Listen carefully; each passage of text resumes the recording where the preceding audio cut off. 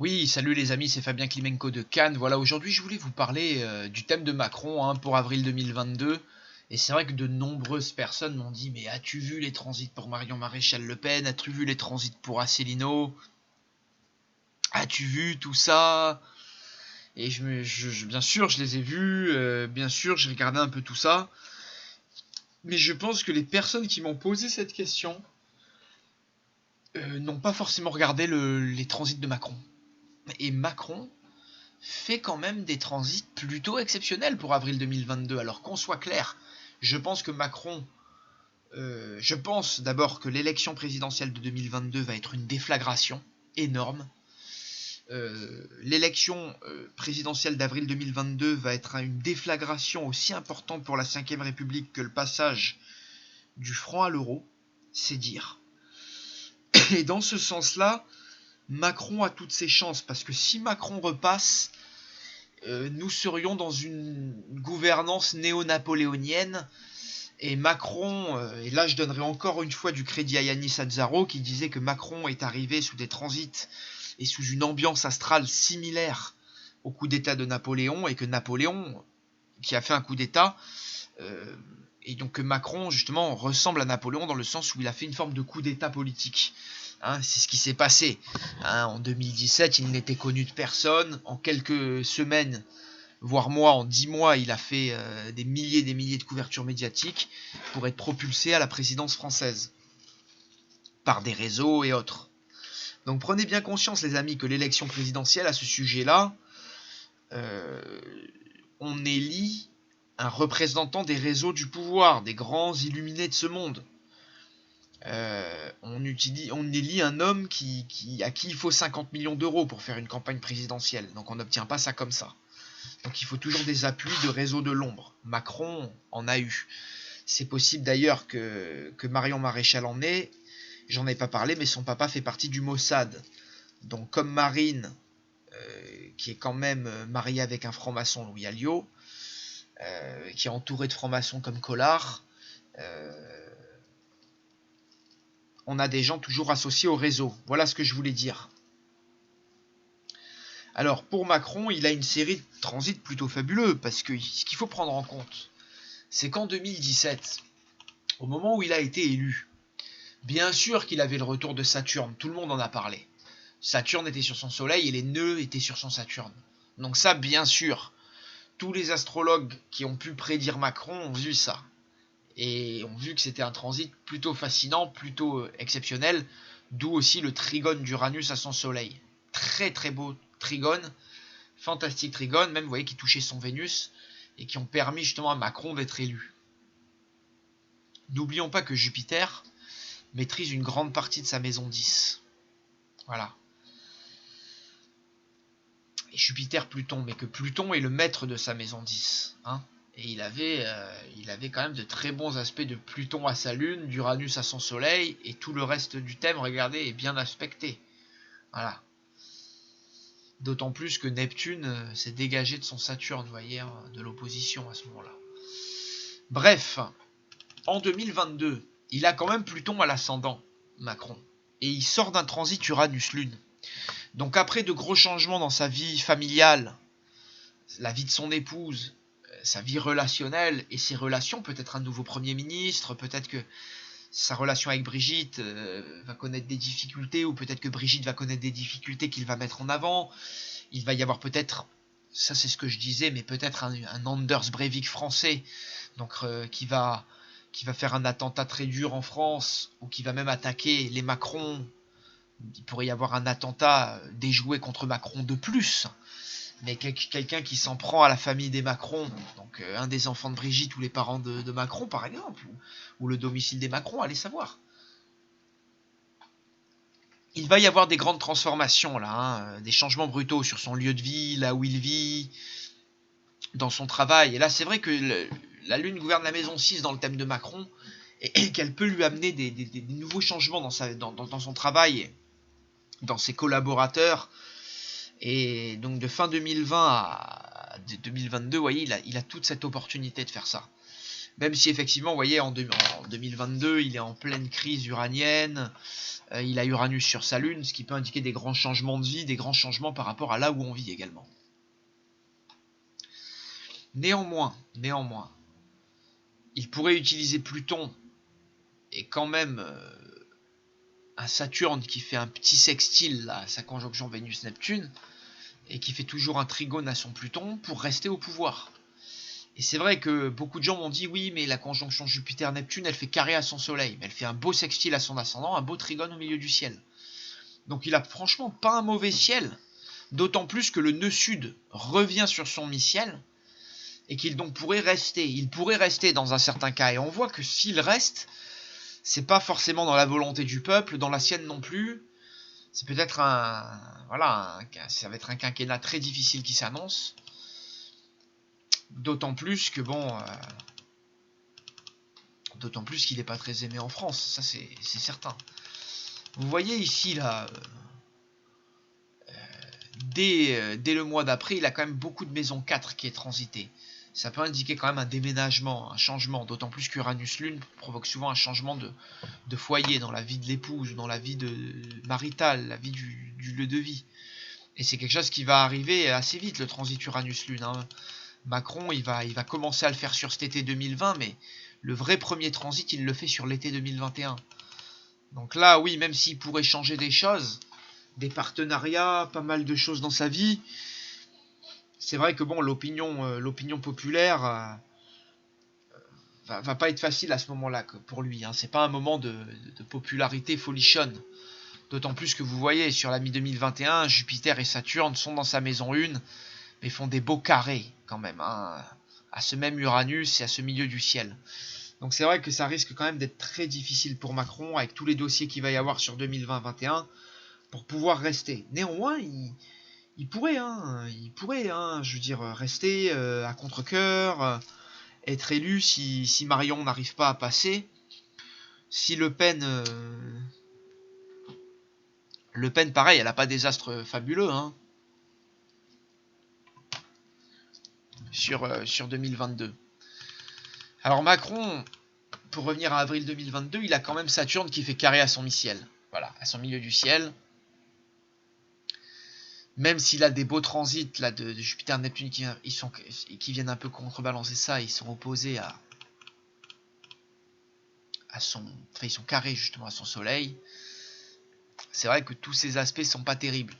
Et le soir d'ailleurs du 23, il a Mars opposé à Saturne. Alors pareil, il pourrait être réélu et en ne pas voulant le faire, en ne pas voulant y participer. Et c'est vrai que Pluton ici peut indiquer quand même pour Macron là, dès toute la période de 2021-22 là, une résistance, une ténacité, quelqu'un qui lâche rien, quelqu'un qui se transforme, qui porte un nouveau masque, qui va être prêt à tout. Même c'est pas impossible que justement le petit chaos dont je parle qui va arriver sur mai 2020 et le début 2021 là, sur la période de janvier, autour de janvier 2021, il se peut qu'il y ait des chaos européens.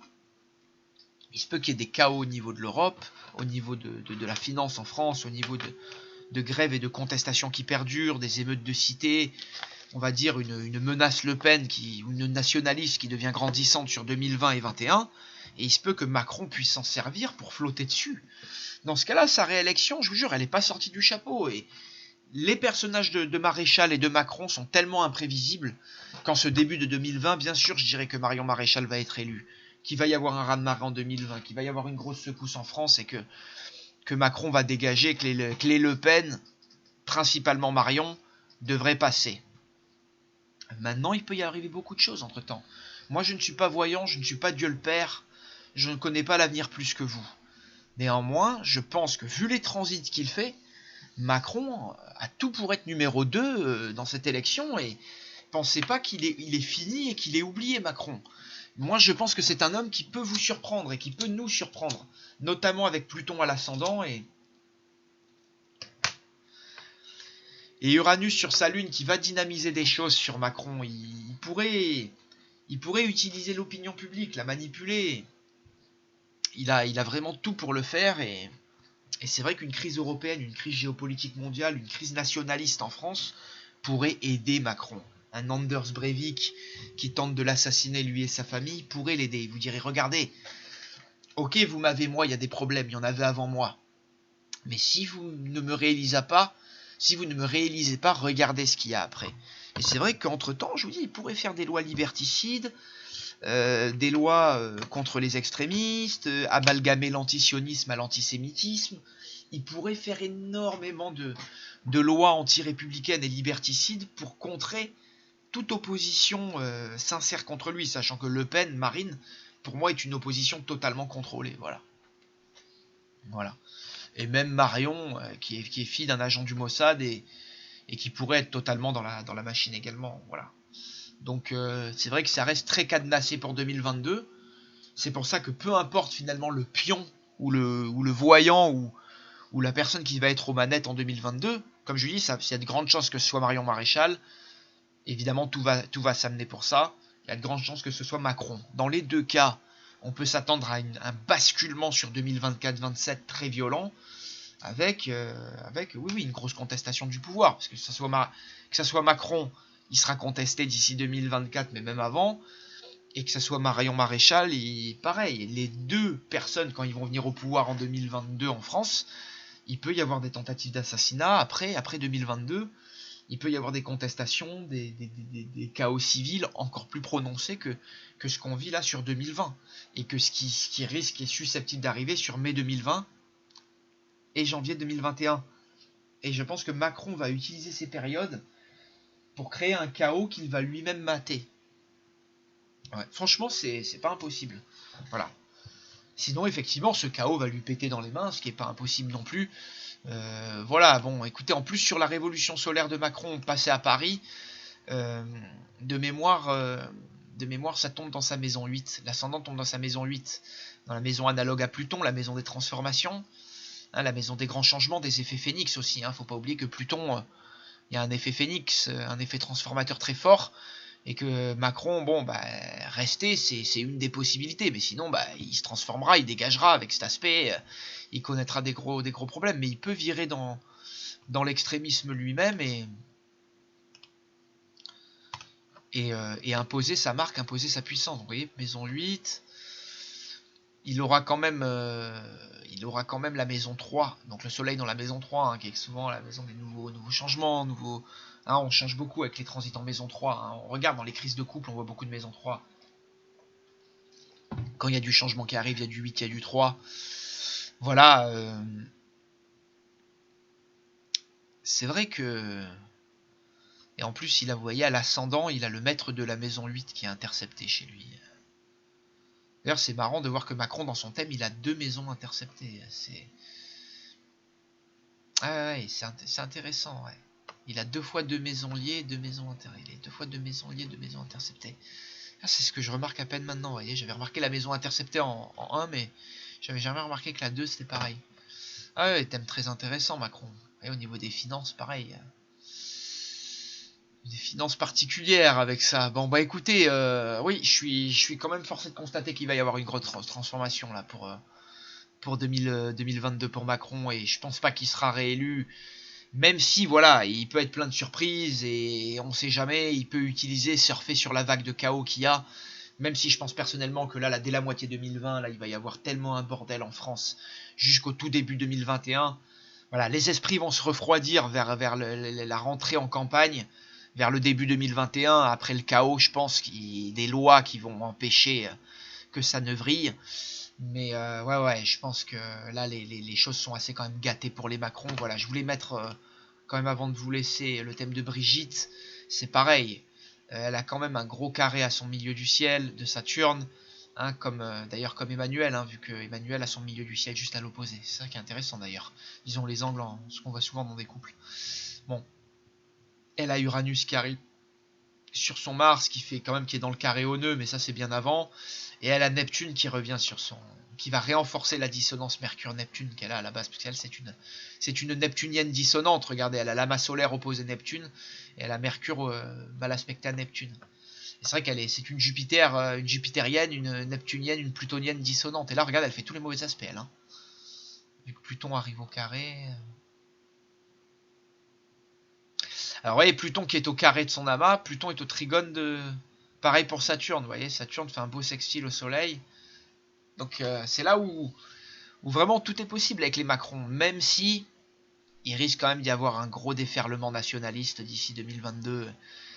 Et là, les gens risquent de voter n'importe quoi sauf Macron. Hein. Franchement, c'est difficile. Bon, moi, personnellement, je dis ça, mais je vais même pas voter. J'ai même pas ma carte pour les élections de 2020. Je vote pas. Après, j'ai un enfant binational, donc c'est certain que bon, je suis un cas à part. Mais c'est vrai que je vois beaucoup de gens, de Français, j'en entends beaucoup. Là, les demandes, les gens vraiment en ont marre de Macron et ils seraient prêts même à voter Le Pen en 2022, alors ceux qui ne l'avaient jamais fait. Donc on va surveiller ça. Moi, je planche toujours pour un raz-de-marée en 2022 nationaliste, même si je pense que la déflagration de 2022, qui va être très importante, peut indiquer une forme de règne néo-napoléonien des Macron et pourrait indiquer une continuité des Macron. Hein. C'est possible. Hein. Ils ont toutes leurs chances pour 2022 encore pour moi. Voilà. Allez, on regarde ça, comment ça évolue, et si surtout Marion Maréchal va rentrer dans le game entre l'été 2020 et le tout début 2021. Allez, je vous embrasse et je vous reparle très bientôt.